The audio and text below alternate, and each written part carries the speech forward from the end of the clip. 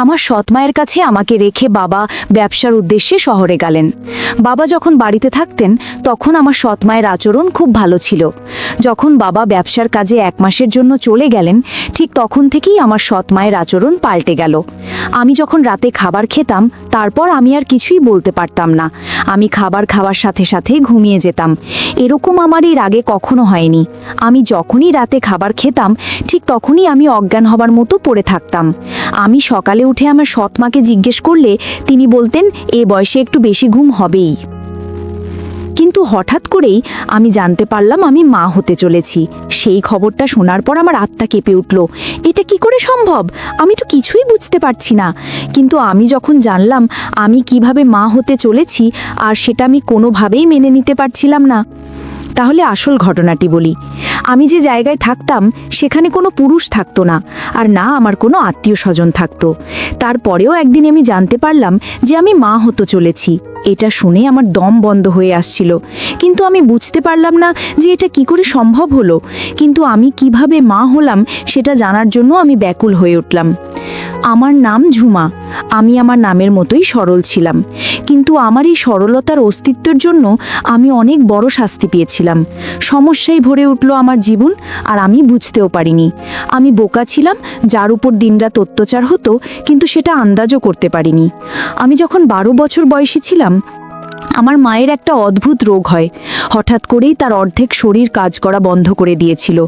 মা দেখতে দেখতেই হঠাৎ বিছানায় পড়ে গেল। এরকম অবস্থায় আমাদের সাহায্য করার জন্য আমার মায়ের সৎ বোন রাজি হয়েছিল। সেই মায়ের খেয়াল রাখত আর ঘর সামলে রাখত। আমার বাবা শহরের ধনী ব্যক্তিদের একজন ছিলেন, কিন্তু তিনি তার প্রচুর অর্থ খরচ করেও আমার মায়ের চিকিৎসা করে তাকে সুস্থ করতে পারেননি। আমার মা 2 বছর অসুস্থ থাকার পর এই পৃথিবী ছেড়ে চলে গেছেন। ফলে বাবার খুব মন খারাপ হয়ে থাকতো। এখন আমাদের বাড়িতে মাসির থাকাটা খুব জরুরি হয়ে গিয়েছিল, তাই এই সমাজকে চুপ করাতে আমার বাবা শাহানা মাসিকে বিয়ে করে নিলেন। শাহানা প্রথমেই বিয়ে করলেও তার শ্বশুরবাড়ির লোকজন তাকে ব্যভিচারের অভিযোগ এনে বাড়ি থেকে বের করে দেয়। এভাবে তিনিও আশ্রয় পান। তিনি একজন ভালো মহিলা ছিলেন। 3 বছর ধরে তিনি আমার মায়ের অনেক যত্ন নিয়েছেন। আমার সমস্ত কাজগুলো মাসিমা করে দিত। এখন বড় হয়েছি, নিজের কাজ নিজে করে থাকি। যাওয়ার আগে মা বাবাকে বলেছিল আমার ভালোভাবে যত্ন নিতে, যদিও আমার বাবা সবসময় আমাকে অনেক স্নেহ করতেন।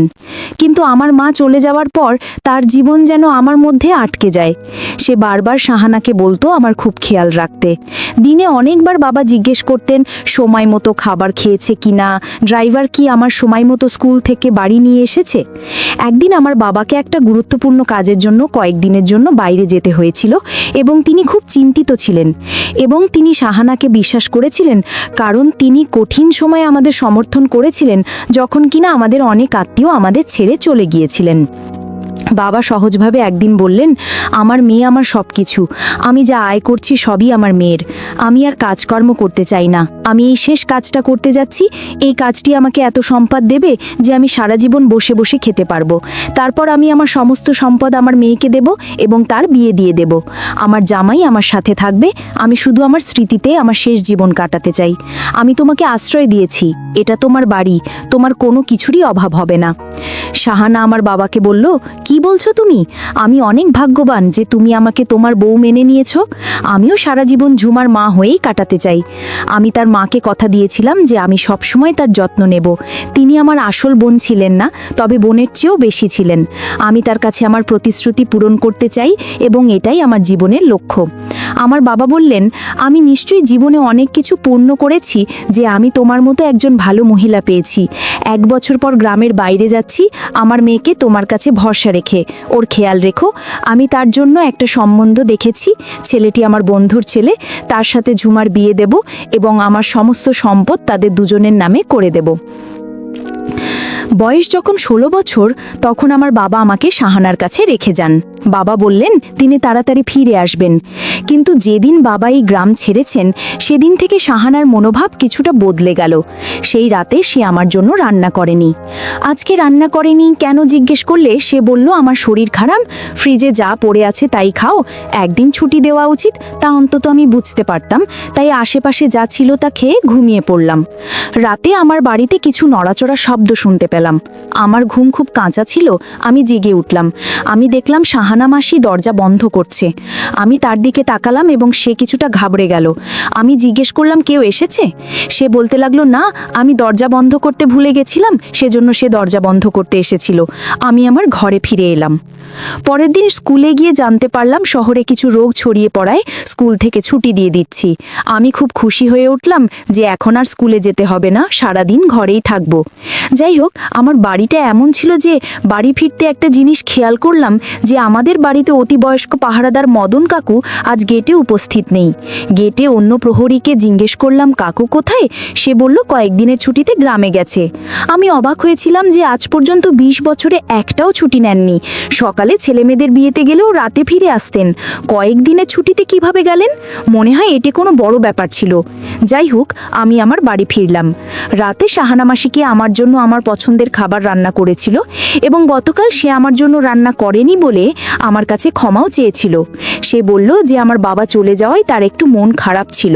আমি তাকে বললাম, তুমি কি আমার বাবাকে খুব ভালোবাসো? আমার মাও আমার বাবাকে অনেক ভালোবাসতাম। সে বলল, তোমার বাবা এত ভালো মানুষ যে কেউ তার প্রেমে পড়তে পারে।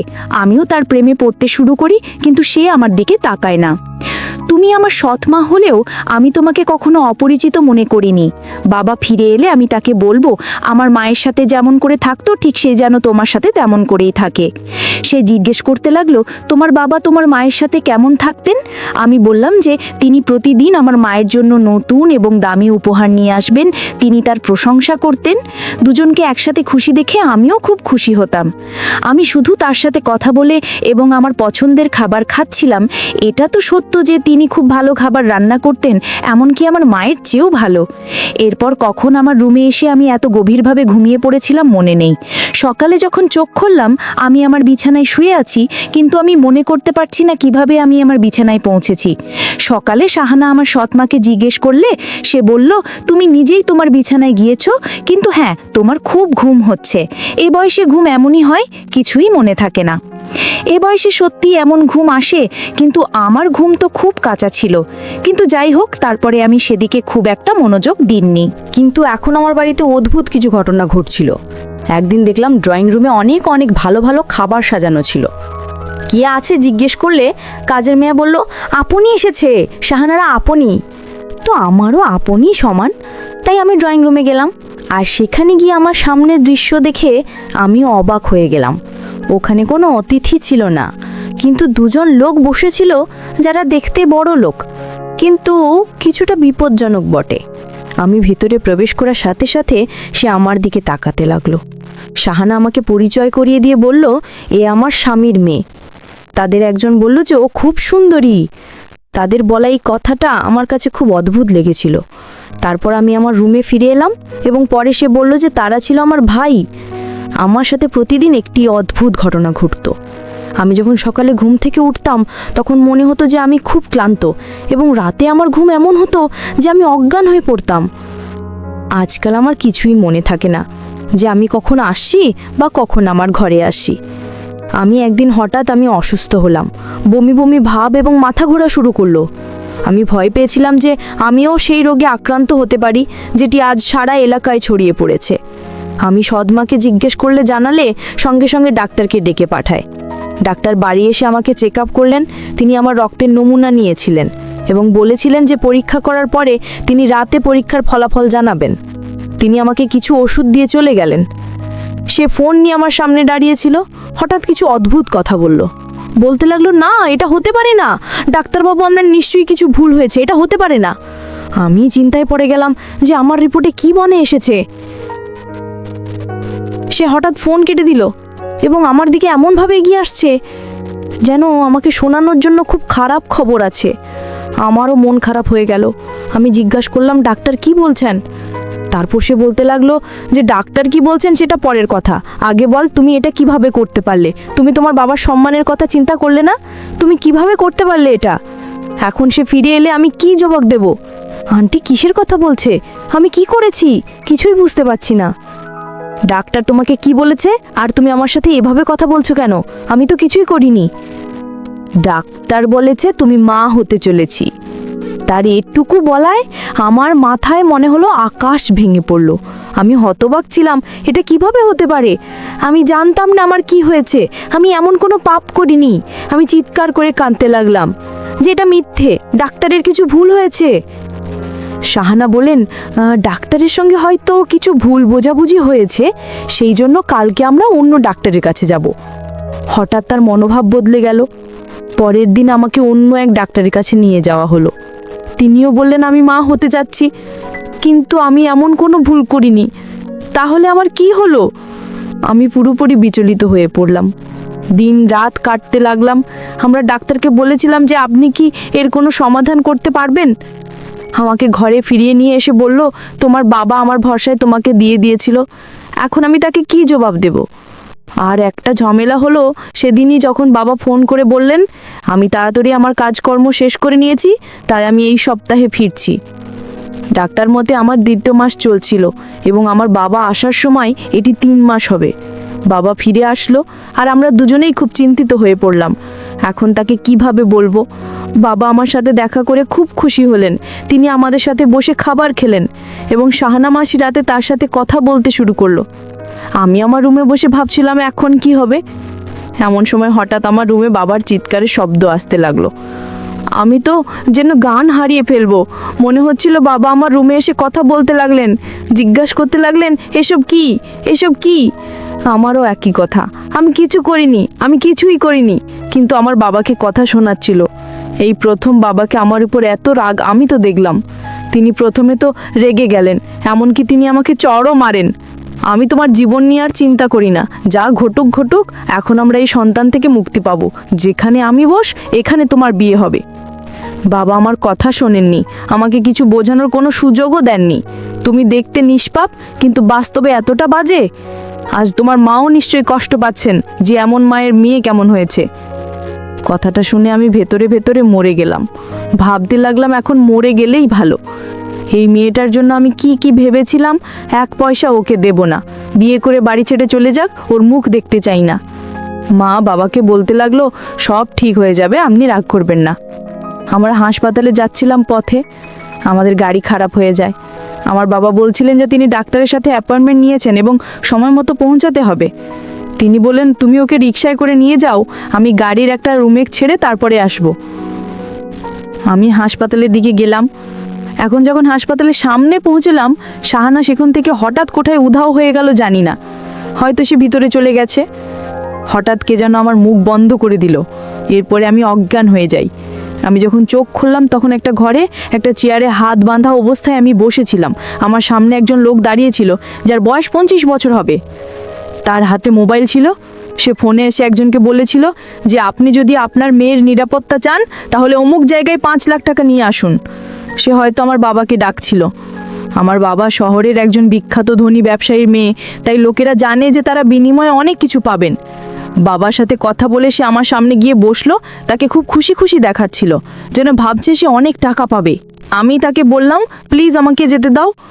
সে বলল আমি তোমাকে ছেড়ে দেব, শুধু মুখ বন্ধ রাখো এবং তোমার বাবা টাকা না আনা পর্যন্ত চুপচাপ বসে থাকো। আমার বাবা টাকা নিয়ে হাজির হলেন। তারপর দেখতে পেলেন আমার মা লোকটির পেছনে দাঁড়িয়ে আছে। বাবা বললেন তুমি এখানে কেন? মা বলল তোমার মেয়েকে যে বন্দি করেছে সে আমার বড় ভাই। আমি চাই তোমার মেয়ের সাথে আমার ভাইয়ের বিয়ে হোক আর সমস্ত টাকা পয়সা সম্পত্তি আমার ভাইয়ের নামে হোক। আমার মায়ের আসল ছবিটা আজকে পরিষ্কার হয়ে গেল। আমার মা আরও বললেন তোমার মেয়ে যে মা হতে চলেছে সেটা আমার ভাইয়ের। আমি তোমার মেয়েকে রাতে এমন কিছু খাওয়াতাম, সাথে সাথে ঘুমিয়ে যেত, তার কোনো হুঁশ থাকতো না। আর এই মুহূর্তে আমার ভাইকে তোমার মেয়ের রুমে পাঠাতাম। আর রুমে গিয়ে কি করেছিল সেটা তো তুমি বুঝতে পারছো না, আমি আর বলতে পারছি না।